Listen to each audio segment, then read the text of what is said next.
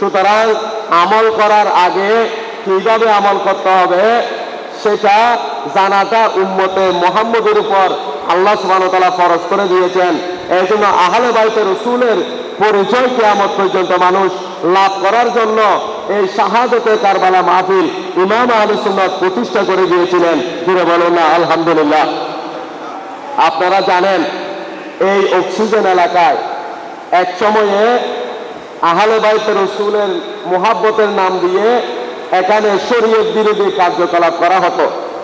যেমন বিভিন্ন জায়গায় আমরা দেখতে পাই যে শাহাদাতে কারবালাকে কেন্দ্র করে তাজিয়া মিছিল বের করে। জুড়ে বলবেন না নাউজুবিল্লাহ।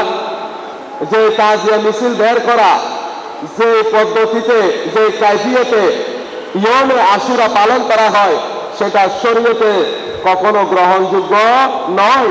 এই জন্য মানুষ গোমরা হয়ে যে তাজিয়া মিছিল বের করে আহলে সুন্নাত ওয়াল জামাতের পথ থেকে যখন দূরে সরে যাচ্ছিলেন, তখন ইমাম আহলে সুন্নাত এই এলাকাবাসী নয়, গোটা চট্টগ্রামের মুমিনদের ঈমানকে রক্ষা করার জন্য ইমাম আহলে সুন্নাত তাদের বিরুদ্ধে, ভ্রান্তদের বিরুদ্ধে হক উপস্থাপন করার জন্য তিনি তাজিয়া মিছিলের বিরুদ্ধে দাঁড়িয়ে সেই তাজিয়া মিছিল অপসংস্কৃতিকে রূপে দিয়ে শাহাদাতে কারবালা মাহফিল উপহার দিয়েছেন। জুড়ে বলুন সুবহানাল্লাহ।